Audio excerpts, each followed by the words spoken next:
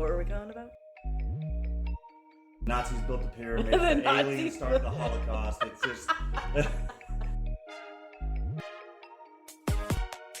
We're talking about serial killers today. They're ghosts. It's only going to get worse from here. If a straight man does a gay voice, is that considered their version of blackfacing? I think if it's done tastefully, that you can really do anything. It just, everybody's going to be offended. Well, not everybody. Most people get offended by the little things. But if you think back to when Robert Downey Jr. did kind of like the quote unquote blackface for Tropic Thunder. Tropic Thunder, yeah. People got pissed off. And then you have like Samuel L. Jackson going, that shit was funny. So it really, in the, I guess, quote unquote snowflake age that we're kind of in, where you have a lot of people that get offended by a lot of things, depending on how tastefully you do things and how you're not doing it to go out and actually purposely hurt somebody, I don't really see an issue with it. But it's when you go and do those things to directly try to hurt someone, I think that's where the problem comes. So if you think, like, the first slasher movie I ever watched was Nightmare on Elm Street 2. Oh God, that one sucks so bad. I loved it. See, It sucks so bad. We're going to get into a lot of this stuff that you don't like that I love. Oh, Lord. And looking back on it, as cheesy as it was, they called it the gay nightmare because of the fact of the guy that played the coach, the lead character. Oh, the lead character. He, ends up, actually being gay. And then you had the coach and the whipping scene, and then the was bar so with cringy. That was so cringy. A lot of people don't. At that time, we didn't think about that stuff. No, when I was that age watching it, I was just amazed at the creativity of what they were doing, and going, "Oh my God, I can't believe I'm actually watching this," because I was young. Looking back, I'm like, "Oh yeah, that was. I guess that was the gay nightmare." But it wasn't done to be called the gay nightmare. It just was the stuff you look at now. It was okay. Yeah, that was like had homoerotic tendencies in that movie. Man, I'm gonna have to stop you there because we just dived in onto a different. I was just asking if it was blackfacing for the gay community, and I'm just like, okay.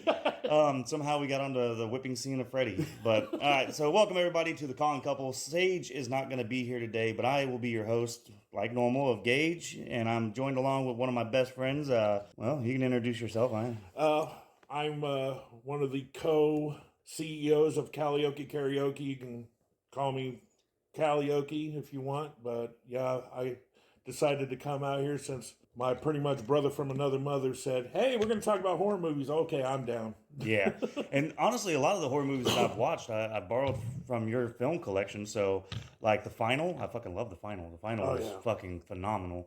And I remember you let me borrow. I remember you let me borrow the Collector series and stuff like that. So you have a really good broad expansion of horror films. It's not just like some people are just the stereotype of horror films of like, oh, I like Hellraiser or I like Freddy Krueger and stuff.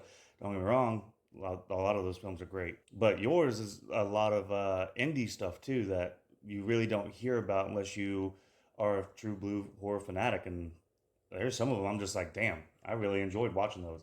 Well, I'm glad you said the Final. The Final was great for anybody that because when I was growing up, anybody I've noticed a lot of people that if they're horror fans, they're wrestling fans, and back and forth, which both of us are. Mm-hmm. But the Final reminded me of growing up because being picked on and this, that, and the other. And you have a movie, and I don't want to give away anything of these movies if nobody's seen them.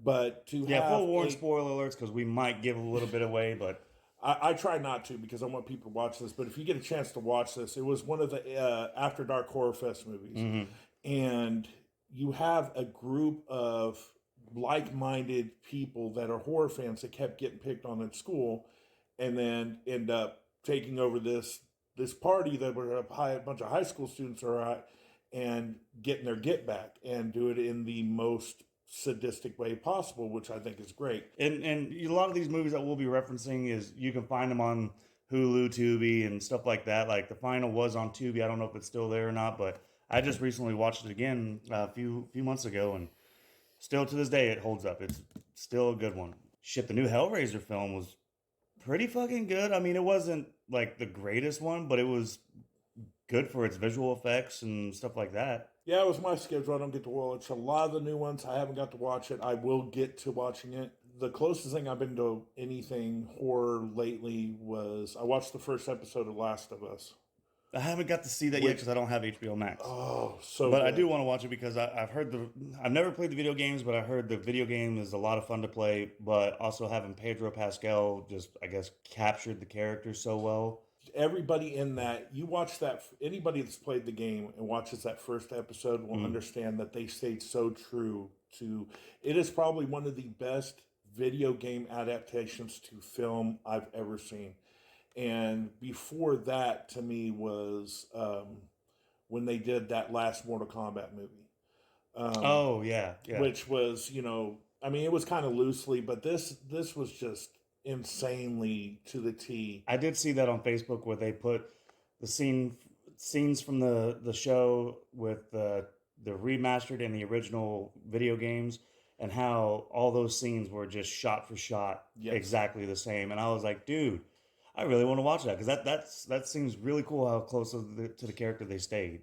Yeah, it's and if you played the game, then you're going to be thoroughly impressed if you haven't watched it, because it stays so true to the game, and the stuff they add into it doesn't take away from anything. It was like it needed to, you felt like it needed to be there. Right. So it wasn't like where you have these movies that do remakes where it's just like, okay, we went totally away from the source material. Not saying that's not a bad thing, because sometimes remakes are better than the original.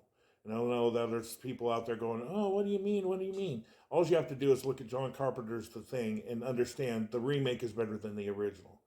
So to an extent, I mean, it's one of those, also the time for when those movies do come out, that like the Thing remake was probably better for the technology and stuff that we have now to do that, to make it a little bit better. But even for its time, the prosthetics and shit were fucking great. Well, I mean, the remake that was done back in the 80s. Oh, you're talking about the one with the one with Kurt Russell? Kurt Russell, yeah, because that was a remake of, and I can't remember the original name of the movie, but that was a remake. Oh, okay. So I thought that was its own. No. Because didn't they remake it again in like 2000? Yeah, and I didn't watch the remake because some remakes should be left alone. yes.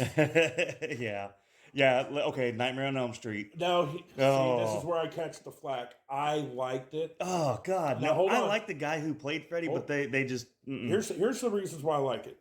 If anybody knows the history of Nightmare on Elm Street, what's his name? The guy that played Freddy in the remake was actually... Rorschach from... Yes, but he actually tried out for Freddy. Back in the day, yeah. Yes, and Robert Englund got it. Now, see, I really did not... I like more the story than I did the movie itself, if that makes sense. Because I think sometimes you do have to change with times. And at that time, when the original Nightmare on Elm Street movie came out, it was like, you had to worry about your kids being kidnapped and this, that, and the other. Now, at this time when it came out, the biggest fear of parents is that your kid's going to be molested. That's one of our biggest fears, Oh, yeah. That's any parent, really. So that's one of our biggest nightmares is someone's going to do something to our kids. And that's why I think the story was great. The problem is the fact it was a Nightmare on Elm Street. I think if they would have used anything else to get that story across, then it would have had a different outlook. But it's hard to look at someone else playing Freddy other than Robert. I mean, it's just it's so hard. See, because if you have Michael Myers, you have Jason, you have any of these other characters that wear a mask that's covered up and everything. The only other person I've ever seen that played a character with a mask that had mannerisms that you knew, okay, that's the person, was Kane Hodder doing Jason. Oh yeah. Because even if you look at the Michael Myers character, the original where he I can't remember the original actor's name that played Michael, but he had like this standstill stillness to him that was creepy as shit. But then you watch the Tyler Mane Rob Zombie's Halloween, you can see him kind of just breathing heavy and shrugging his shoulders a little bit more, given that he's a fucking towering human being. Well, if you look like the newest Halloween movies, the 3 that they put out, the guy that played Michael Myers in the original played it in the ones that just came out. Now I haven't got to see the latest one, but I did watch the last 2. It pissed people off. Really? And I went like this. I was like, I don't know how this pisses you off. Like, it's just like people get. I always think this: if you think you could have done it better, then you should have done it. Right. Enjoy it for what it is. That was my deal about even when they remade Friday the 13th, and when people got irritated by that, I was just like, I'm enjoying it for what it is. I go into remakes whenever I watch these as, okay, I'm gonna watch it as if I've never watched any of these ever before. So when I watch these, it's new to me because I'm putting everything else somewhere in the back of my mind. Right. And thinking, oh, well, maybe I would have done it like this. Maybe I would have done like this. One of the best remakes I've seen was It.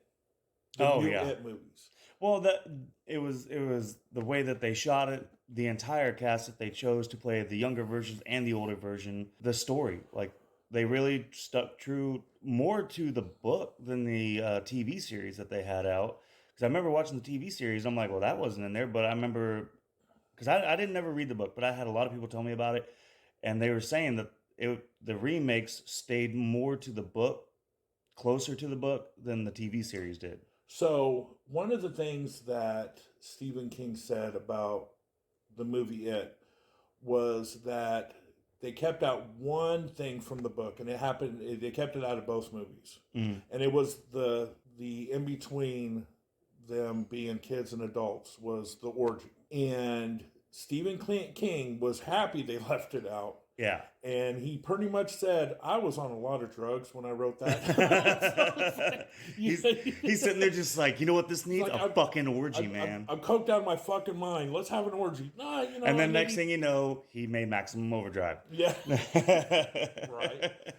No, and if you look at a lot of his books and stuff, like, he wouldn't be as big as he is if it wasn't for Carrie. Oh, yeah. And the thing about it is Carrie, he threw it away. He threw the book away. And then his wife pulled it out. She says, no, you need to turn this in. Okay. It's like, I don't know what's going to do. The same thing happened with Richard Marx. I know, to kind of, not to steer away from the horror thing, but it's the same thing that happened with him, which his biggest hit was Hazard. And it was something that he told his wife. He's like, oh, this is not going to make any money. She's like, turn it in. I bet you will. So, the moral of that story is you listen to your wife, and, because my wife was going to listen to this later, and if I don't put that, then I get in trouble. And then it's a horror movie at my house. Yeah, because, see, yours is, your death would be a slasher film. Mine would be, having my soul sold to the devil. So, yeah, definitely got to listen to your wives, man. Like, don't fucking, don't outweigh on that. Oh man, that right there, that's another good actor. The guy that plays Otis in the House of a Thousand Corpses, getting to be in the Texas Chainsaw Massacre. What was it, 2? Yes. Yeah, he played Chop Top. Yeah, Chop Top. That's it. But he was also in a lot of other stuff. And it was funny because there was a movie called 2001 Maniacs. You've had me watch that. There's a sequel to that. Yes. Okay. What was that? 2001 Maniacs? It was still 2001 Maniacs, but it was like, I can't remember the subtitle. It was very low budgeted. But he played, worse than the first one. Oh, God, it was hilarious. That's another thing. I love cheesy horror movies. Yeah. Like, even Tromoville movies. Oh, so Toxic man. Avenger. The that's my fucking heart. the Wrong Turn films. I watched them and I'm just like, okay. Well, that was some low budget incest breeding films, but why is my dick hard? They redid it. They made that new Wrong Turn. It was like, okay, You can't beat the first one. You can't. No, it was like it was a whole different story. Yeah, you had the original was great because you had a good cast, you had a decent fucking storyline. And I think the problem nowadays is with movies, especially horror films, is like pre-internet, pre-2000. Like I can't say totally pre-internet because Strange, what was that? Strange Things or not Stranger Things, Strangeland. Oh, Strangeland was good because it was back in the 90s. That was very fucking dangerous to be on the internet talking to people in chat rooms, and because you never knew what the fuck was going on. There wasn't a whole lot of fucking security on your computers either. So that movie was great, but I think the problem is that movies nowadays are harder to come up with because of the fact that there is no, like, pre-internet. Okay. All we had were legends and fables of killers and crazy monsters and stuff like that, to where when they brought them to the big screen, you're going off of your imagination. And now we got movies that are out here that are trying to bring so much of the technology in that it's just not, it's not as good as it used to be, to where you had your imagination run with the film to make it enjoyable. So you would bring up Strangeland? Oh yeah. Oh, I fucking love Strangeland. If anybody knows, well, and that'll hear this later, that actually does know me, knows that's my favorite horror movie ever. Like Dee Snider fucking killed it, man. He really did. He did that. He said the biggest budget of that movie was the candle budget. Oh yeah, I bet.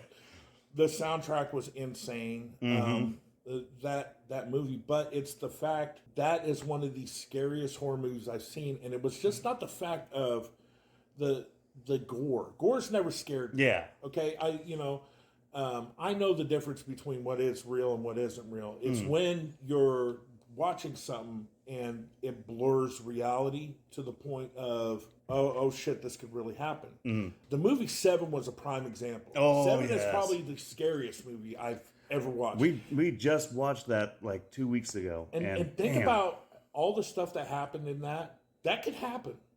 Okay, you're not going to have some guy crawling out of a lake. Yeah. And well, if you do, that he's probably going to have a respirator on or something. But you're not going to have a person that's been under a lake for 20 years. Yeah. Come back and slash up a bunch of counselors. That's the kind of shit you tell at the campfire to scare people. Mm-hmm. Yet again, it goes back to the legends and myths of like really letting your imagination run with it. But it's the fact of, this guy could really do this. And then there's one particular serial killers have proved that they could do that. Killers in general could go, like, you can go days without discovering a body and realize how much torture that person went through.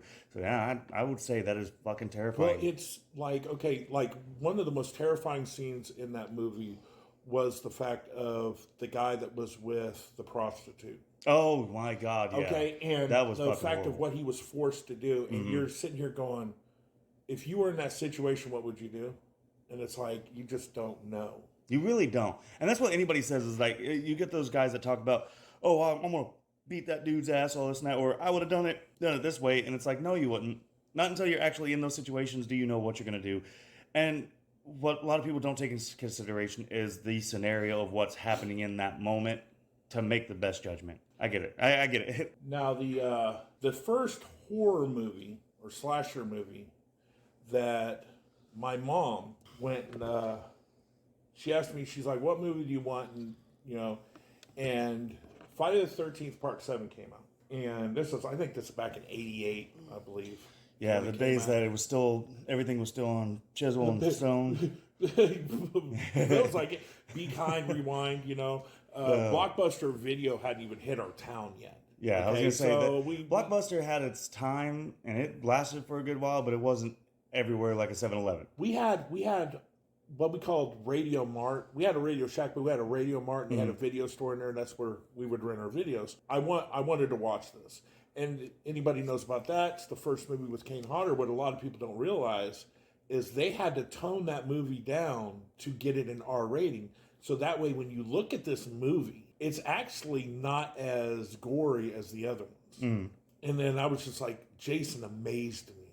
This guy is such a badass. You know, seeing what Kane Hodder has done does not surprise me. He also has a documentary out that I need to watch, but, you know, and I'd recommend anybody watching it, even though I haven't watched it. He almost died.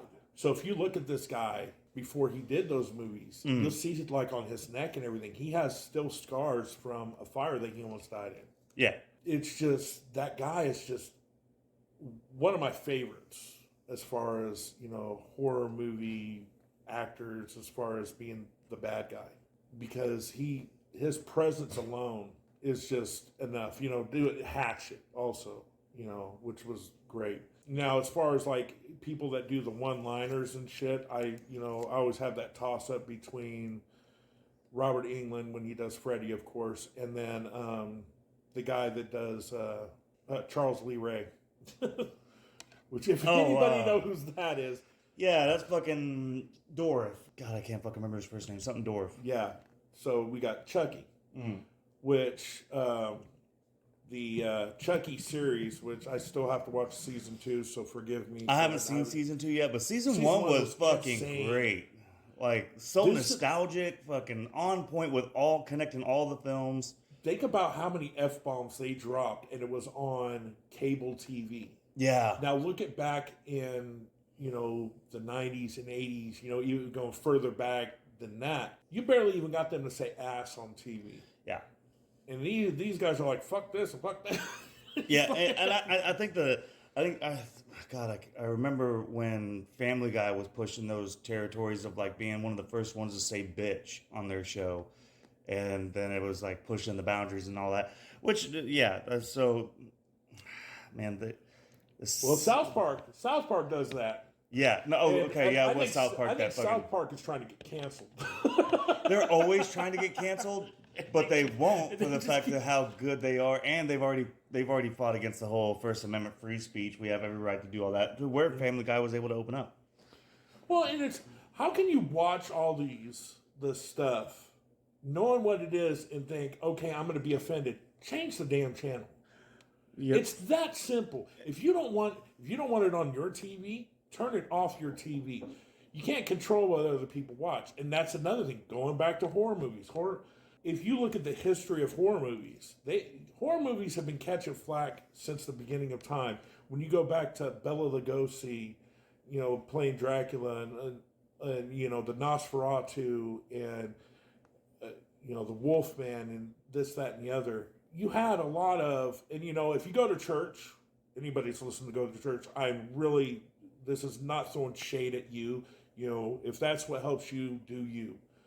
But when you have these uppity people that think that the only way to heaven is to think the way that you think, then you're the problem. Well, you know what? You can come back over and we'll discuss that with our religion topic, because we are going to do a religious one, and Jesus Christ. Oh, I'm going to hell that one. Oh yeah, no, it's going to be bad, because we're going to definitely point out a lot of stuff, but we'll get to that one later. I'm going to rename a song that 2 Tickets to Paradise. We're going to have your old lady on here, and it's going to be 3 Tickets to Hell. Yeah. Eddie Money's going to turn over in his grave. I don't know if he's still alive, but if he's not, he's going to be turning over his grave on that one. No, he's going to turn over in his bed and with all the fucking money he's still got. Holy shit, this guy's fucked up. Let's talk about some newer movies that are coming out. Like let's talk some shit on Scream 5. All right, I have some shit to talk about it, and I am very annoyed with the new one coming out. Okay. So Scream 5, dear Lord, they missed a golden opportunity, because the way they shot this was supposed to be in dedication of Wes Craven, which I'm like, yes, the late great Wes Craven gave us some great fucking horror films, but they went too overboard with it. They started implementing other characters that weren't even part of the Scream universe, to where they're like, oh, now they are. And it's like, you really didn't need to, because the movies that they were referencing were those like oh, okay, they're just films in our time, like Michael Myers and Jason and all that kind of stuff. Like that's all they were, was just that. But now they're really pushing it of like Freddy Krueger and shit, and I'm just like, okay, where are we sitting at in this universe? So we'll get from there. So you want my thoughts on Scream 5? Yeah, let's do it. I loved it. And here's the reason why. So I have a reason. So you and I have had conversations about a lot of things where we pick each other's brains about stuff. Yeah. And I give you my insight, and you're like, oh, I didn't think about that. No, you get mine. I'll get yours, and I'll be like, oh, I didn't think about that. So if you look at the title of this, they never put Scream 5. They just said Scream just Scream 2022 or whatever, and they have that in parentheses. So here's the deal. It's the fact of letting the other characters ride off in the sunset per se. And if you haven't watched it, then, I won't, give away too much about that. Unless you've if you haven't been on YouTube. No. We've already fucking gave him a spoiler warning. Okay, so they didn't ride off in the sunset. Fucking Dewey died. Dewey died.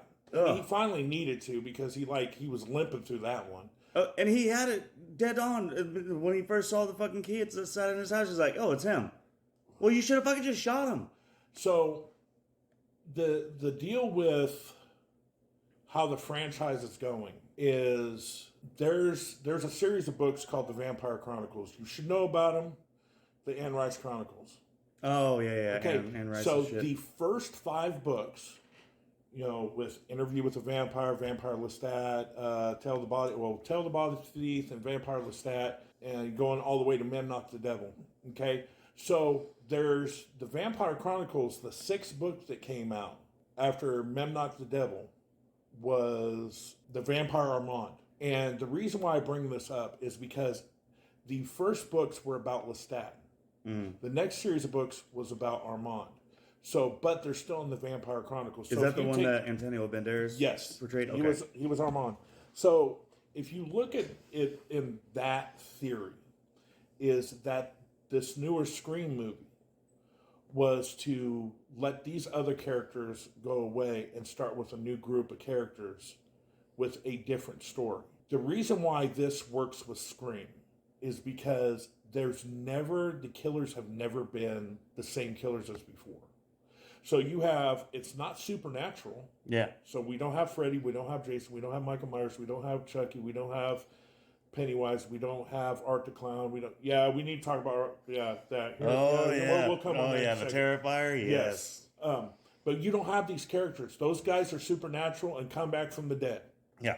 So put that to the side. So you have human characters that do die. Make sure you shoot them in the head. That's the other thing I don't get. Why don't they just shoot them in the head? It just, Sidney did it at the end of the second. Dewey did not have to get that fucking close to shoot that person in the head. He got close enough to find out. He wanted to find out who it was, and that he could have shot him in the head. He had Scooby-Doo syndrome. It's what I call it. It's where they have to unmask. He got distracted by thinking of his vacuum back at home. Oh, leave Doofy alone. Yeah, especially when he's cleaning his room. Don't bother to clean my room. I liked it for the fact is okay, we're going to open a new chapter by closing the old one. The only problem I had with this, and I really think they need to do it in the next movie, and do it right off the bat, because you did it to Cotton Weary, is you kill both Sidney and Gale off right at the beginning of the movie. Yeah. You kill them. Yeah. Get rid of them right there, just off the bat. And then you go with the new story about the newer characters. Man, you would love the fucking story, the short story I did on my old short story horror page. I did it to where it was the opening of, because I did my own adaptation of how I would do a Scream film, and it was just like this. Sidney gets a phone call, and she realizes that she's talking to a killer. She's sitting there bullshitting with them, trying to be like, oh, you're not the first one to fucking do this. Like, fuck off. And then she was just like, if you're going to kill me, go ahead and kill me. And the killer's just like, I already did. I poisoned your drink while I've been on the phone with you. And so the killer actually would come out and reveal who they are. And fucking, it was going to be Creepy Carrie. That was only mentioned one fucking time. And that was in Scream 3. She was the killer. She was mad at Sydney because Sydney got Randy killed for all shit that happened with her family.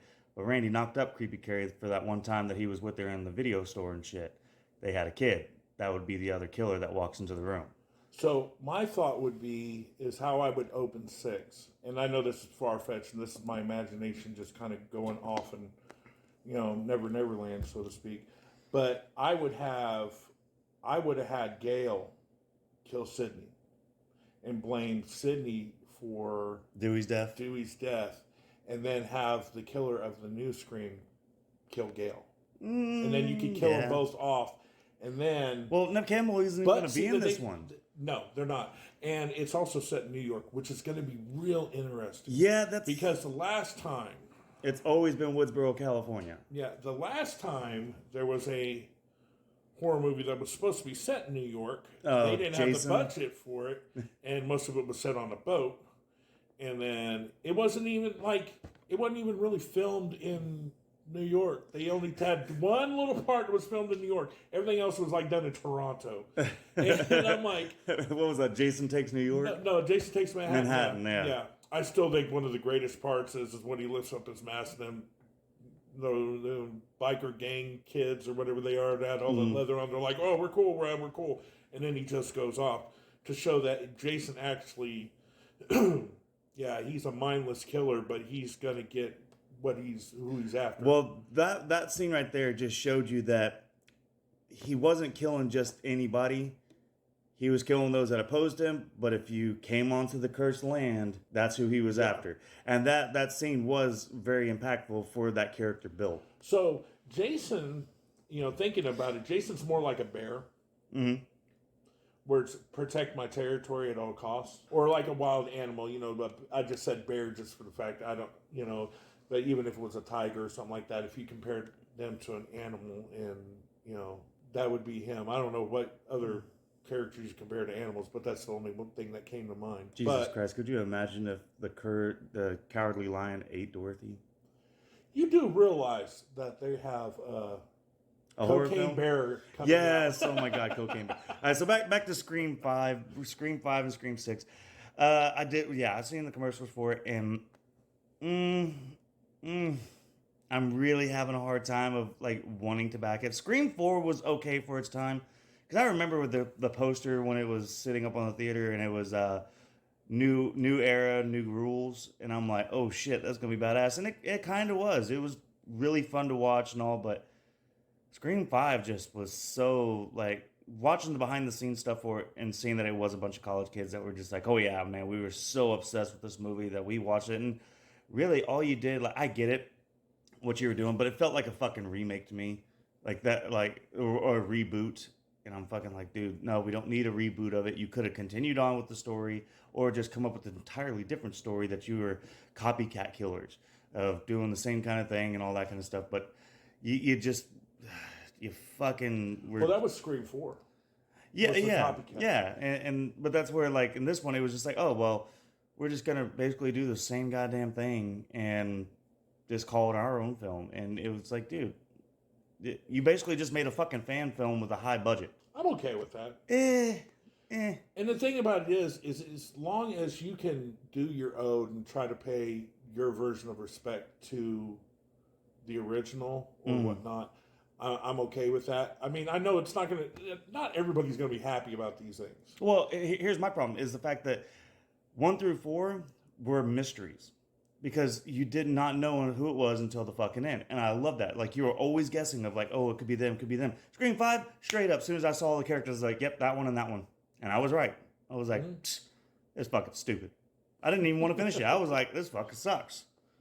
Well, see, I think with this new one, I think it might be the first time that you definitely will not know who it is until the end. And I think that is going to save it. I hope so, because in every one of those movies, if you the first time you're watching it, but if you watch it again, it's like, oh, this was the hint. This was the hint. I think with this new one, it's not even going to have hints.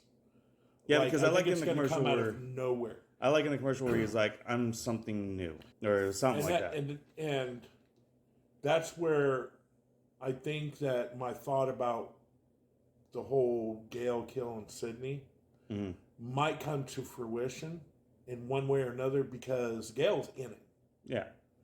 And you can watch the preview notice, oh, she gonna get it. Maybe, because we thought that in a lot of the other ones. But if anybody remembers the original Scream, the big actress for that movie was Drew Barrymore. Yeah. And she got it in the first 5 fucking minutes of that movie, and that was on purpose. Yeah. It was just she was supposed to be Sydney, and then she couldn't do it, and so they ended up giving her the intro part of it. Mm-hmm. Which, yet again, fucking phenomenal scene. Very scary, especially in 1996 when I watched it as a 6-year-old kid. I'm like, what the fuck? But if you look at, now going to the Scream 5, if you remember, it's the first time ever that the person that wasn't killed at the beginning of the movie. True. So it was different. There was things that were elements. And he killed, or someone killed in broad daylight, which, yet again, I thought that was the stupidest fucking kill of the entire movie. You killed the sheriff of town in her fucking neighborhood, which is a very nice neighborhood. And I work in nice neighborhoods, and I'll tell you right now, they are not just dead vacant. There are a lot of traffic and people moving around. And he just kills her right there on the fucking patio and just leaves her there. The son comes around to fucking close the door, and I'm like, for one, you don't see her car sitting out front, because you would see the fucking lights flashing through the little side windows of the door, and you would see her fucking dead body laying right there on the goddamn ground because the door's cracked open. But if you look at most horror movies, I mean, the characters in the movies are not the most intelligent group of individuals. The moral of that story, get off your fucking phones, people. So, Terrifier. So we're done with Scream right now. Yeah, we can come back to that one because Scream 6 comes out next month, and I think that's one that me, Sage, you, and Ange go, and we all go and watch that. Now that's all we need is that lovely wife of mine, the Okie part of the karaoke, is to take her to a theater so she can take a nap. Well, yeah, she falls asleep in every. Oh, she fell don't asleep even get when me we went to SmackDown. I don't know. don't even get me started with going to the theaters, because like last time we went to go see that fucking Avatar 2, Shube's birthday, and we were sitting in there. We had the second to the back row. It's like, hell yeah. 10 minutes into the movie, a group of 4 teenagers come walking in, and they sit at the very back row, right fucking behind us. And they're like, wonder what's going on. Like, not even trying to whisper to each other. They're just like, dude, what's happening? Is that his dad? Is this what's going on? What the entire fucking movie? I was on the verge of standing up and be like, this is why the Colorado shooting happened. Oh my God. But no, seriously, that was a tragic. You got bail money? When the fuck did you do? But you brought up Colorado. I'm sorry, I didn't mean to break a bro. No, Jesus Christ, like I never wanted to hit so many teenagers with your car.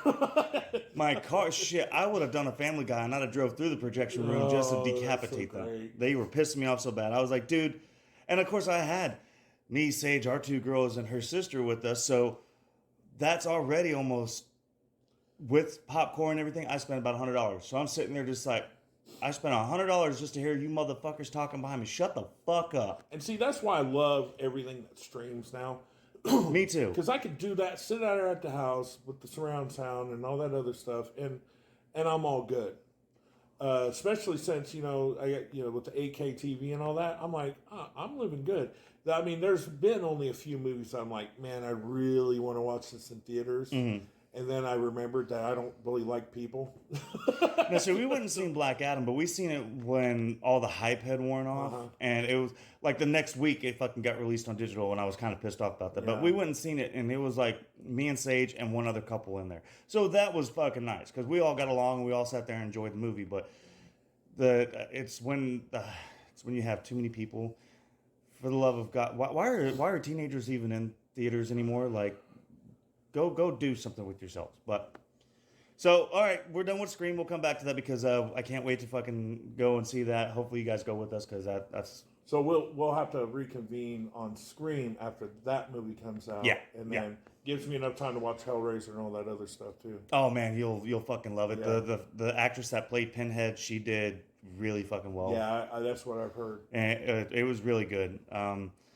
So let's go on to Terrifier 2, and what was the first one called? Okay, so you had All Hallows Eve. Yeah, All Hallows And they Eve. had 2 of those, and that's where the Art the Clown comes from. Is I believe the first All Hallows Eve anthology type deal, and I think that character is going to be as, and I know this is kind of a bold statement, but I think it's going to be as almost as iconic as any, I think it's more of a modern day Jason, Freddy type deal, just for the fact is the reason why we love slasher movies is not for the story. I don't know Yes. if anybody has figured this out. Look, I want to see the kills, story- blood, guts, and boobs. All right, that's okay, we know the story. We know the story of Jason. His Mm-hmm. mom was beheaded, he drowned. His mom was beheaded in front of him. He still the takes best one revenge. of them all, really.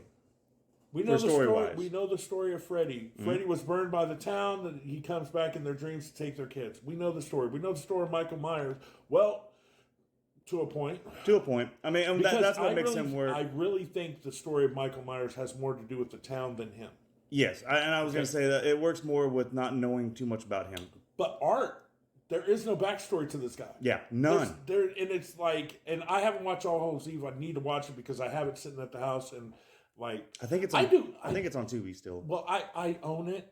So it's the thing is I have this problem with buying movies and then them sitting there and then me going, I'm gonna end up watching this, and my wife looking at me going, when? And I'm like, well, I'm gonna have to retire one of these days. Yeah. And my retirement is literally I'm just gonna watch movie after movie until I eventually die. See, your retirement is literally turning your living room into a theater. That's the plan. Yeah. And I want to find one of those signs that says like registered sex offender, put it in my front yard so people can't come over to my house. Oh, that's a good deterrent. Although you're gonna get, I know it's a Ron White thing, but I heard him say that shit. I was like, that's not a bad idea. it's really not. I mean, you're gonna be looked at anyways, so you might as well just be like, fuck it. Yeah, and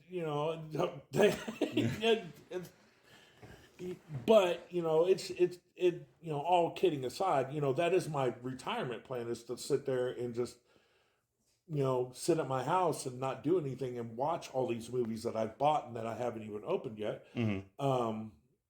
But the whole reason I even got the Terrifier movie was, there's a guy, and I'm going to give a shout out to James A. Janice that does Dead Meat. He's also on YouTube. I have never met him, but I watch his videos, and he was the one that really had talked about it. And I was like, oh, I got to check this out. And I seen the scene, and it was in every video on YouTube. It was always censored. Well, this is where the chick gets cut in half. Oh yeah, And I've I'm seen like, that, and that was fucking. Now wow. now I got to watch it. Oh yeah, And I was just like, I want more of that. Yeah, because he didn't talk. He was very creepy, and he was just doing it just to fucking do it. And that's a true blue slasher film, is that you don't need all this extra shit you don't need to go into a deep dive of who they are, origin stories and all that stuff. You just need a guy who is willing to fucking do the most heinous fucking shit, and you be like, damn, that would suck to die that way. Here's the kicker about that movie. So that movie had $100,000 budget, Really? and they only used $30,000 to make that movie. Yeah, so Now, they Napoleon mind you- Dynamited it. Exactly. Damn. That movie was so low budgeted, and they made it look like it wasn't low budget, Yeah. and how hard it is to pull that off. And I was completely amazed that they were able to do that. And so when they made the next one, they had more of a budget to work with, but they did it in the same style and made the movie longer, Yeah. which is great. And I watched that whole movie, and it did not. I love a movie that doesn't feel like it's as long as it is. Yeah. Okay. One of my favorite movies of all time is Schindler's List. Love the movie. It's just really hard to watch. Right. You need to have time to watch this movie. And it's not because of the Nazi stuff. It's just It's long and it's drawn out, and it needs to be that way. But it didn't feel like the 2 hour and 15 minutes, however long Terrifier 2 was. It didn't feel like 2 hours and 15 minutes. Yeah. It felt like a 80, 90-minute movie. And that character doesn't talk. Yeah. Which is great. Mm-hmm. I love it. It doesn't talk. You don't have silly puns. You don't have an annoying voice or any of that. You just got a guy that is creepy by being silent. And again, not to try to spoil anything, but I'm hoping when they make the next one, they dive more into the little girl. Okay, I might have seen that. On Terrifier 2. Little girl. The little girl that he was seeing that no one else could see. I don't think I watched Terrifier 2 then. Okay, yeah, it was. So you'll see it more towards the beginning, but there's a little girl that you don't have any explanation of who this little girl is except for a little bit, and you have to kind of watch or whatnot. But I'm like, oh, now I want to know what this has to do with all of this, because they give little hints and whatnot. And if they did in that and I didn't catch it, I need to really watch it again. But there is a little girl that he sees that no one else sees, and it's crazy. And the kills that are in that are just insane. Like when he kills, I think it's the first guy in that movie. That death scene lasted way longer than it probably should have, and I'm over here like, oh, this is horrible and great. I mean, it was like, like Frosted Flakes. We're like, this is great. But if your milk was blood, it was like this is horrible but great. It's not. It's probably the best way I could look at that. I think they really did capture the old school slasher with a new style character that pulls off very well. Yeah. I did just watch a documentary. I don't know if it's still on Tubi. A lot of this stuff that I watched, Tubi is a good platform, all free. Fucking good selection of classic films and some newer ones, but their horror selection is pretty damn good. But they have, and so are their documentaries, because this is where I watched it. A documentary of Day of the Woman. Now, do you remember what it got retitled as? I Spit on Your Grave. Really? Yes, the original title was Day of the Woman. And watching the entire documentary of what was the inspiration for that film and how the film went and all that, fucking good. I enjoyed the shit out of it because I didn't watch the original. The first time I watched it was about 11 years ago when you had me borrow your collection of the remakes. Yeah. And I fucking loved it. Sage was like, what the fuck? Because if you guys have not seen those, trust me, it's going to be hard to watch because there are some brutal fucking rape scenes in those movies. But that's the whole point of those films. The inspiration for that from the original back in 1978, I believe. And the director was taking his buddy to a tennis court, and he had his daughter with him, and they were driving by this road, and there was a bunch of bushes on the side of the road, and his daughter was like 8 or 9 at the time, and she sees this woman coming out of the bush all bloody, covered in mud, and completely fucking naked. And she's like, oh my God, she's bleeding. He's like, who? And she points over, and he fucking stops the car and is like, oh shit. They end up helping the lady to cover her up and get her in the car. And she just said that she was just attacked or raped and all that. And they took her to the hospital, and they were talking to the cops about what had happened. And the cops did nothing about that. And that was back in 1974 when that happened. But then he makes the movie of like, you know what if a woman had that happen and she was able to get her revenge? And that's where that came from. And fucking great goddamn documentary. Good films. The remakes were so good that I Spit on Your Grave 4. Is there 4 or is it 3? I think there's 3. I Spit on Your Grave 3. The original director came back in to help out with that film, which I thought was really cool. So, and he loved it. He loved the remakes. He was like, dude, yeah, those were great for... And see, I Spit on Your Grave, and the other one that's in that same pretty much almost the same, is the Last House on the Left. Yes. So what was great about Last House on the Left is Wes Craven worked with Sean Cunningham. Mm-hmm. Anybody knows anything about Sean Cunningham created Friday the 13th. Yeah. And I'll tell you about the story about the Friday the 13th, which is a hilarious story how they even started that. But the fact of when those movies came out, how they didn't want them in theaters at all. What was bad is these movies were making more money than their regular movies that were in the theaters, and they were only released on smaller screens. Yeah, and a lot of times you had to be, and this is now for some of the younger viewers that are after 1999. I'm gonna tell you right now, going to a movie or going to a video store like Blockbuster, Family Video, and shit like that. That's where you found a lot of these films because they were not released in theaters for the fact that they were too gory, too gruesome, or just really offensive.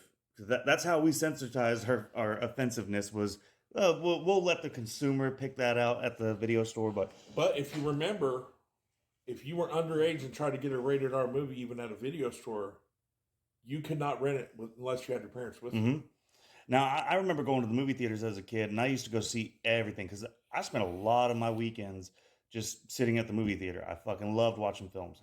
And it got to the point where the managers at the movie theater knew me so well, and that when my mom went with me when I was like 12, they were just like, yeah, he can watch. I give him permission to watch anything. And so I used to go and watch rated R's. I got to go watch Jeepers Creepers 2. My mom actually came with me because she wanted to see it, and then she regretted that really fucking quickly. And I was just like, I love this. The only one I had to have my mom with, and it was so fucking awkward, was Freddy vs. Jason. The fucking fuck scene in the beginning of the movie and all that. And I'm just like, ugh, this is so hot, but this is so awkward. Like, and my mom's just sitting there like, why am I even letting you watch this? I'm just like, I would see the same shit on after midnight on HBO, so calm down. But it was nice though. That I kind of miss those days of finding those good films in the movie stores because where they had the they were called, what was it, B-rated movies, and pretty much it was like the second of a double feature. Yeah, it was the you had your main movie. And then you had this other movie to follow it that people went there for the main movie, but then would stick around maybe for the other movie. I only got to see this once, and my a friend of mine that I grew up with, this is when Hunt for Red October came out. Oh yeah, that Jack Ryan movie. Yeah. So after that, and this was in to give a shout out to Back Home. This was in Live Oak. Olivehurst, California, which if anybody looks up about Olivehurst, they're not going to look up and find the drive-in theater. They're going to find out about the guy that went in with a shotgun to his old school. Jesus. And it was actually top 10 on the school shootings before Columbine. They actually made a movie about it with Jay Schroeder, where he goes in and he holds a classroom hostage. That's loosely based off that. So we went to this drive-in, and the second movie was, and a lot of people don't know about this movie, is Johnny Mnemonic. And Johnny Mnemonic, the lead actor in it, Keanu Reeves. Okay, so he's the lead actor, and it's, takes information. He's got a jack in the back of his head. Oh, okay, I know which movie you're talking about, yeah. We were so excited about seeing this because we didn't know that Ice-T was in the movie. And my buddy is the biggest Ice-T fan on the planet. And then right when we seen his name in the credits, we're in a drive-in theater. All we see Ice-T's name, we're like, Ice-T, yeah! But nobody knew about Johnny Mnemonic at that time. Yeah. And Johnny Mnemonic is kind of like one of those cult-type movies that, unless you know about it, you don't know about it. Yes. Because especially with Keanu Reeves movies or anybody in there, it's not at the highest rated movie that they did, which I love the movie because it was pre-Matrix before there was a Matrix. Yeah, and it was, and that's what it was like. If you are a fan of that, because I do remember the movie now, and It's been a long goddamn time since I've seen it, but it was really good, and it was pre-Matrix. But it was so funny seeing that before you did watch Matrix, and you're like, "Is this kind of Johnny Mnemonic down the road?" But it was good. So if you take going back to what you were talking about was that the fact of you have people like Quentin Tarantino Mhm. and I think it's Robert Rodriguez that put out the double feature, Oh yes, deal yes, the where Planet Terror and Death Proof. Death Proof, and that's that whole ode to those movies Hmm. and then having those fake trailers, which he ends up making a movie off his fake trailer, which was Yes. great, which was Machete. Oh, Yep. oh, yeah, so great. So a lot of those horror movies where you get the B-rated horror movies, it's like some of those are just so great because it's not even really so much the story as it is as just the nostalgia of, you know, how those movies played out and, you know, what they're Right, right, and like I love Quentin Tarantino and Robert Rodriguez's films for the fact that they do give you that old school, like you are sitting in a theater watching Dynamite and all that kind of shit. Because those films were low budget B movies, but they are cult classics, and that's why I like their films is because they don't make them to be big Hollywood films; they make them to be cult classics, and they just happen to become popularized movies. And so what's great about a lot of those directors is if you look at some of those directors and movies they made that were actually weren't supposed to be as big as they were. Hmm. So Tarantino did Reservoir Dogs, Yep. and then he did Pulp Fiction. Do you know what the third movie was supposed to be in that series? Oh God, I remember hearing it. I can't think of it off the top of my head. So if anybody knows this, Jackie Brown. the third movie ended up being Jackie Brown. Yeah. But it was originally started as From Dusk Till Dawn. Oh yeah. So he started making this movie, and it went from that whole starting out at like that, and then for some reason, That's why they wear the suits Vampires. and shit. Yeah. and it's just like so. What started out as kind of a mistake ended up being bigger than it was. Yeah. So there's another. The only good George Clooney I've ever seen. So when. I mean, come on! We at the you time. say the only good George Clooney? Yeah. What about I don't know. Burn After Reading was pretty fucking Okay, good. Burn After Reading. Yeah, that was after 2000. But in the 90s, And George then Clooney had fucking Batman and Robin to go with. Oh, why do we always have to go there? Because I guess you forget about the Ocean's 11 movies. And that came out in 2000. but So if you look at Sean Cunningham, yeah. before he did the reason why he did Friday the 13th, the movie, Hmm. was originally he was going to do a series of kids movies. Yeah. He put out Friday the 13th to make the money for the kids movies. That's the whole reason that movie even got put out. Here's the kicker with that movie. It got way bigger than he thought it would get. Yeah. Because when that movie came out, it dethroned Empire Strike Back. Yes, it did. Dethroned it. That's unheard of that a horror movie, especially nowadays, because I don't know. Hereditary fucking dethroned a lot of the popular movies that came out. Hereditary, okay, so when you have movies like that, there's a difference between that and a slasher. Hmm. So I hope everybody understands that there's multiple different styles of horror movies. Oh yeah, it's just like rap. One of your favorite Christmas movies is a horror movie, Gremlins. There you go. Yeah. Okay, so you know, and that's the thing. I'm like, was this ever for kids? I think of that a lot when I go back and watch some of those movies. Like, why did I watch this as a kid? Like Total Recall. I'm like, why the fuck did I watch that as a kid? But there's a different levels of horror movies. Mm-hmm. That's another thing. I think horror movies catch so much slack. I was like, there's so many different levels to what that would be considered.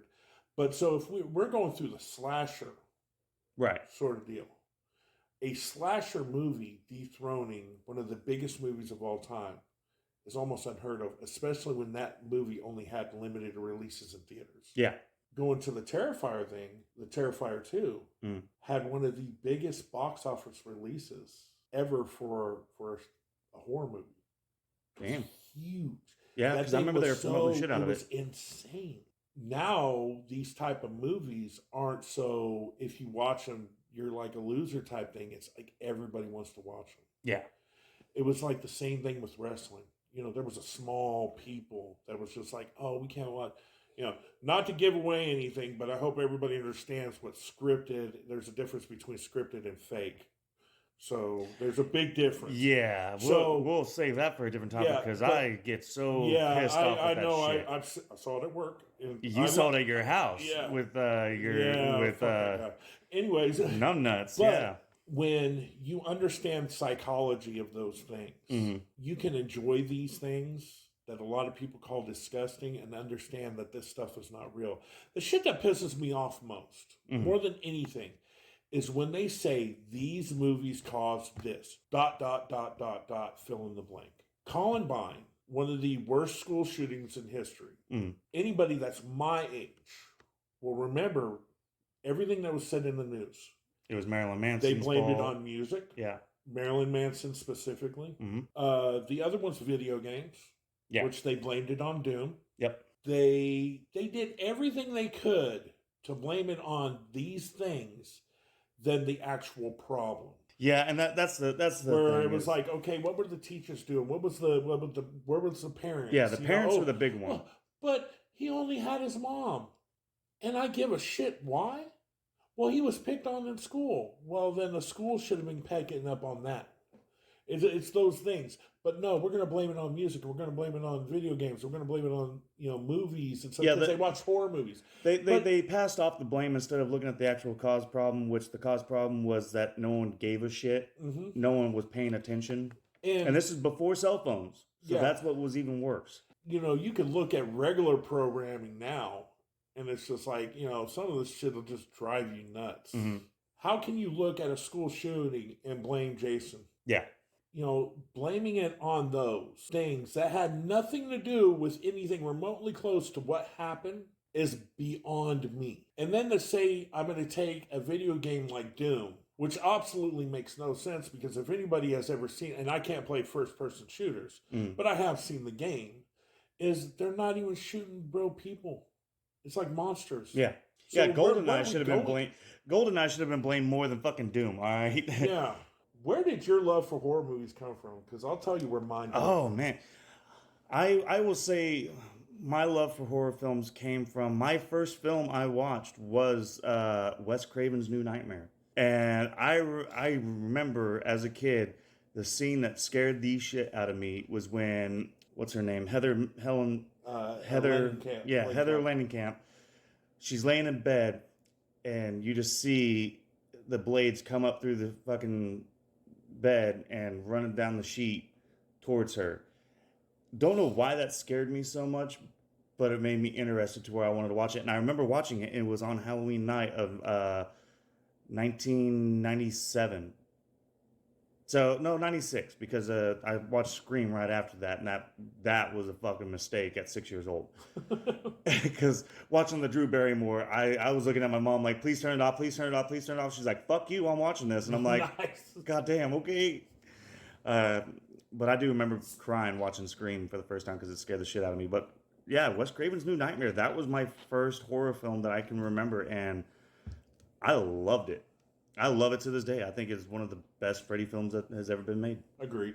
So mine actually came from, growing up, I kind of dealt on it. I got picked on a lot, whether it be for, when I was in high school having really bad acne or, whatever, just kind of keeping to myself. Right. But my deal was the mystery of it. My friend Billy that I grew up with. Loomis? Yeah, no. He got me into comic books. He got me into video games. He got me into wrestling. He got me into horror movies. And how he got me into horror movies is I didn't really watch them in the house. Right. But we would be out playing, and he would tell me about what would happen in Friday the 13th movies. And it piqued my interest. Like, they can do that?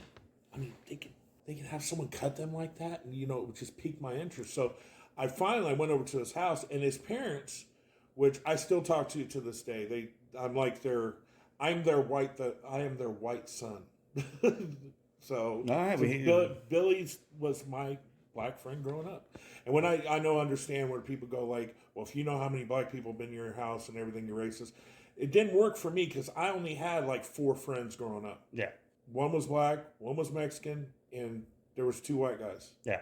2 white guys, and then there was another one that was half black, half Greek. Yeah, I had a very small selection of friends, which I still keep in contact with these people. Yeah. So it's been like 50 years. Yeah, it feels like it. All of us will probably say the same thing. It feels like that. I'm kidding, because what, you're only like... I'm 45. 45, yeah. So close to 50. I'm almost there. Don't worry. My wife's turning 40. Oh, dude! Now you are gonna die. Like, don't ever do that. I brought it up at the bar last night. Oh Lord! He finally came over, and his parents would. And this is back. They had 2 VCRs set up. Mm-hmm. So when they rented these movies, they would copy them. They'd copy the movies. So they had a shit ton of movies. The first one I remember vividly, like I said before, was Nightmare on Elm Street 2. But after that, it was, there was Phantasm. And then sometime later, there was The Mangler. And then there was, all these other movies. Oh, let's see, Leprechaun, the original. Oh, yeah. One with Jennifer Aniston. Pumpkinhead. Pumpkinhead, Children of the Corn. All these movies that were just like, oh my God. Yeah. And yes, I was that kid that would look under the bed. Because my imagination was wild.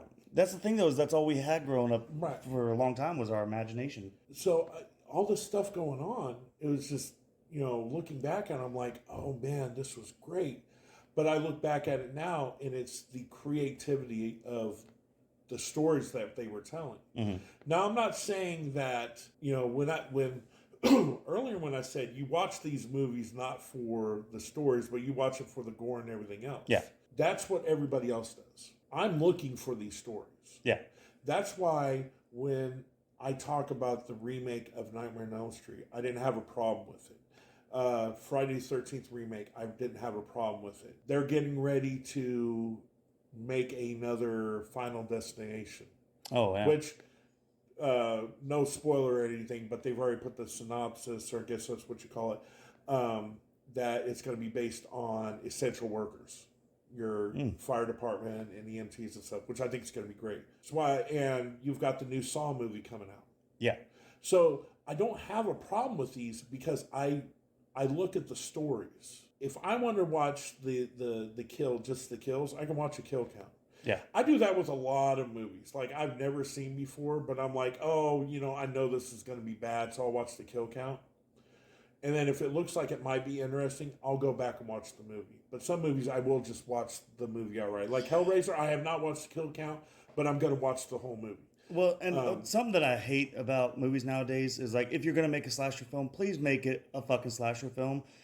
Get those fucking special effects guys in there. Use prosthetics. Quit going CGI. Or, as they're about to get fucking hacked, stop cutting the fucking scene to go to the next scene. Like, actually show the fucking kill. Let us enjoy the kill. Except, if you remember the original Halloween. Yes. Okay? Do you know how much blood was in that movie? Oh, no. Not many. There was not much. It was the mystery. And sometimes the mystery is actually your mind already thinking that it's already seen something that it hasn't seen.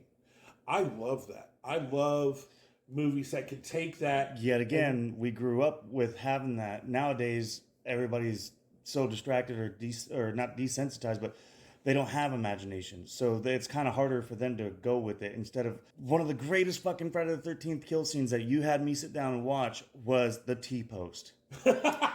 And they fucking did it. They went and showed that. And I'm just like, dude, yes, that is what they're missing. They're missing that creativity and follow through to let you see it of like, this is where our imagination went. What do you think? Now, granted, yes, there are some movies that you do need to have your mind run with it and come up with your own way of like, oh, what happened? But But see, if you go to, just talked about it, Dusk Till Dawn, okay, the Tarantino kill with the girl in the bedroom. Yeah. They never showed it, but they showed the pictures of the back. So when you have something like that, it makes your mind think, oh, well, how did he do that? and then you can think about that. So I do like the, having the person use their imagination a little bit. Yeah. But for me, a real good, like, just horror movie is I want a story that's going to keep me hooked. I understand that there's certain movies that I do not need a story with. Yeah. Terrifier was it. Yep. With your Friday the 13th and with your, Nightmare on Elm Street, you want a story because, okay, you're invested in these characters not because of them, but their background to it. Because it's already been, kind of delved on a little bit. I would love to have our origin story.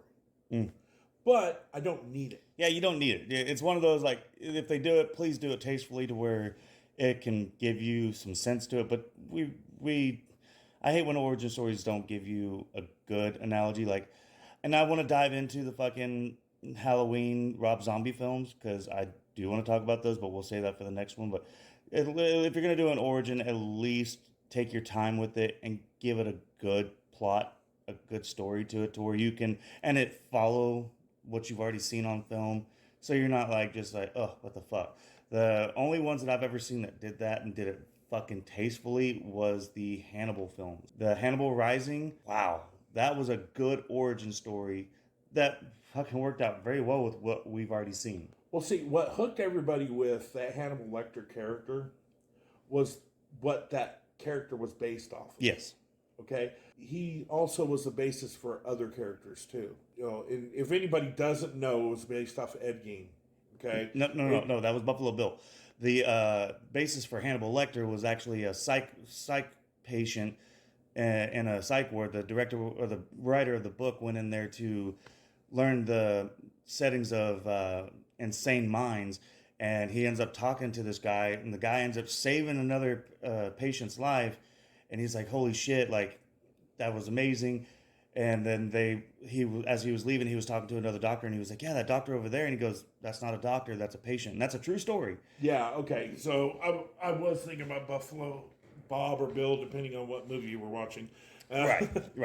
Joe Dirt or Silence but it was also, he was the basis for the Texas Chainsaw Massacre for Leatherface. And I covered a lot of that on the serial killer episode. So if you guys want to learn more about that, you can go check that one out. What you can delve into in the Halloween, and I won't even get into the Rob Zombie ones, but the link between movies is another thing I think people fail to realize. I don't know if you know this, but Psycho and Halloween are set in the same universe.